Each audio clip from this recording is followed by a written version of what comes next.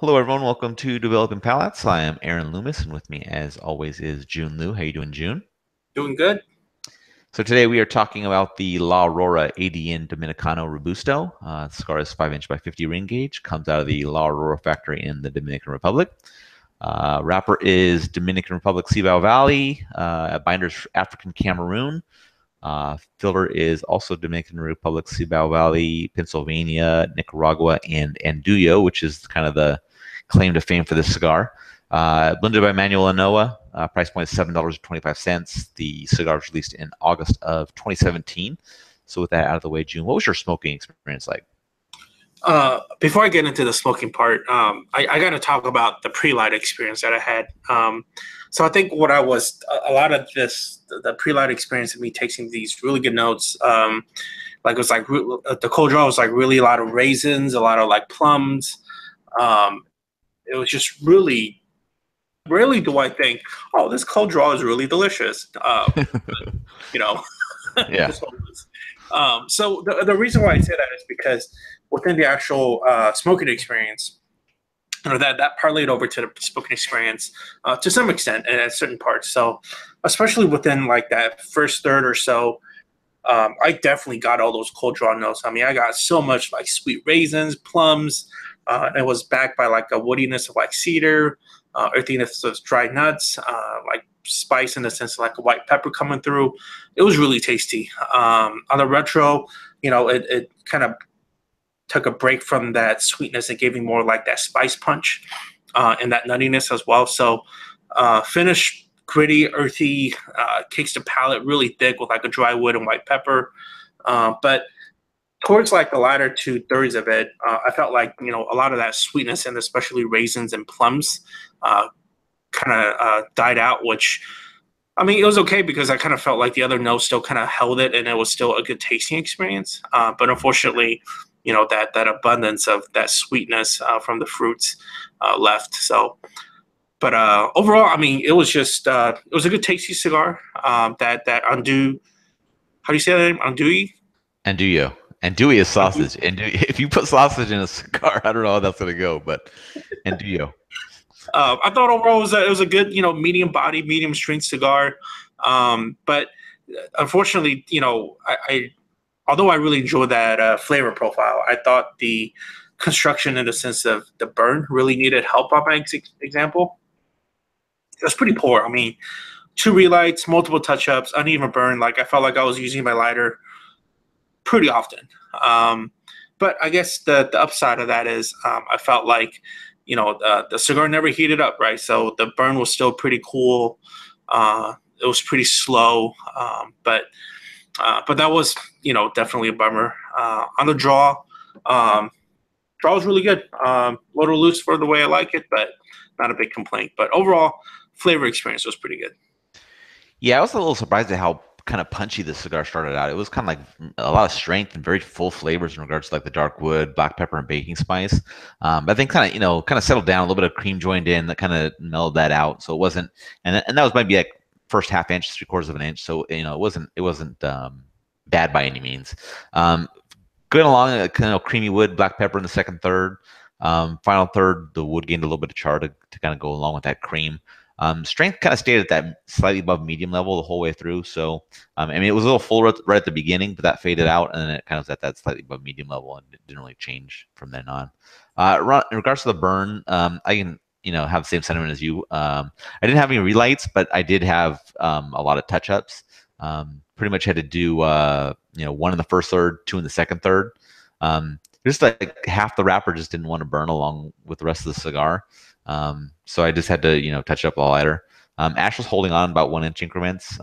So that was working out pretty good. In regards to the draw, I thought it was perfect, just how I like it. So I didn't really have any complaints in regards to that. So overall, what were your thoughts on the cigar? No doubt to the kind of the marketing of the cigar. What drew me in was the sweetness of that cigar. I talk about having the right raisins and plum taste and really good. It's a little unfortunate that it didn't last throughout the entire cigar for me. But I felt like within the remaining cigar, there was enough of a surrounding cast of flavors that still made the cigar tasty.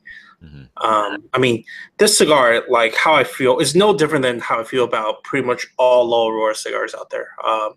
The newer release stuff within the last couple of years or so, is that it's another prime example of a good, well-priced cigar that they come out with, and it's almost like, well, this might not be a good analogy, but you know how when like Kia first came out and then they gave like a 10-year, 100,000 whatever crazy warranty, Right. like, but La Aurora is a well-known, established brand, but it's almost like it's saying that they're so confident with the taste profile and all that they're well backed by, like, they'll back it up and say, we don't care. Well, you're gonna like it. Don't just think that because it's like a $5, $6, $8, $7 cigar. Yeah. That you're gonna get mediocre performance out of it. It's quite the contrary. You actually get a really good performance out of it. So. Yep. Yeah, like I said, I was a little surprised just kind of how the cigar started out. A wave of strength, some very full flavors, but I mean, I kind of dug it. It just wasn't what I was expecting. I thought the first third was the best. Kind of, same thing you said, is kind of the first third was where it was at, and then things kind of like toned down a little bit after that. I'm interested in trying some other Vitolas. I'm also interested in trying some more recent releases of it to see if the burn is a little bit better. I think the Andullo played well in this. Had a chance to smoke this in Ventura cigar release, so kind of have a little bit an idea of what it can bring to a profile. But like you said, the price point on this cigar is fantastic. $7.25 for a Robusto. Really good flavors.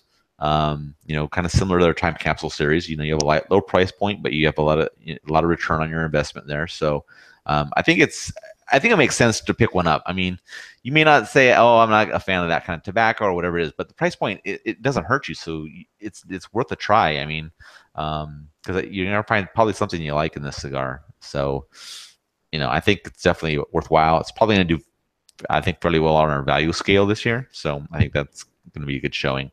In regards to the scores, we both gave it a 6.62. We got there different ways, but how do you think that matches up with your experience? It matched well. I mean, I like the flavors. The burn was what really brought it down on this. I mean, rarely do I give a burn a subpar burn, which is pretty bad. But, focusing on flavors, I really like the flavors. I'll happily still smoke it again. So. Yeah, I agree with you. I mean, I rated it a little bit lower on flavor, a little bit higher in construction. I didn't have any relights that you did, so that kind of brought the burn down a little bit for you. But like I said, the flavor's good. The price doesn't factor into our ratings, but that's just icing on the cake in this instance. So it's another plus. One thing I do want to mention was whenever I'm smoking a cigar for review, I post a picture of it on Instagram. Pretty much right after I posted that picture, you could see that the burn line was off. Nate McIntyre from La Aurora, marketing manager and Southeast sales manager, reached out to me right away and said, "Hey, I don't like the way that cigar's burning. Give me your address. I'm going to send you some more." I was like, no, it's not a big deal. It's a cosmetic burn issue. It wasn't it didn't have any effect on the performance of the cigar. It burned well, but that's customer service. So just something to keep in mind when you have a brand that is kind of monitoring all of those things. And I didn't mention anything about the burn in what I wrote in the post. I just posted a picture of it, said I was lighting this up to smoke it. That's all I said. And he reached out. So that's great customer service. And Nate's a great guy. So I just wanted to make sure I mentioned that as part of that. So any other thoughts for you on this cigar? Well, so the takeaway, what you're saying is next time you want some free La Aurora cigars, just post up a really shitty bird cigar on Instagram. Nah, you don't want. I'm not going to advocate trying to sneak out free cigars. That's not the point. That's Jiunn's style, not my style. No, Jiunn's just screwing around. All right, if you're just catching this video on YouTube, be sure to subscribe to us. We'll also check out the full written review on the website, developingpalates.com. Be sure to follow us on all the social media channels: Facebook, Instagram, Twitter, Google+. And you can catch all of our review recaps on podcasts, so iTunes, Google Play, and Podbean. Thank you for tuning in, and we will catch you on the next one.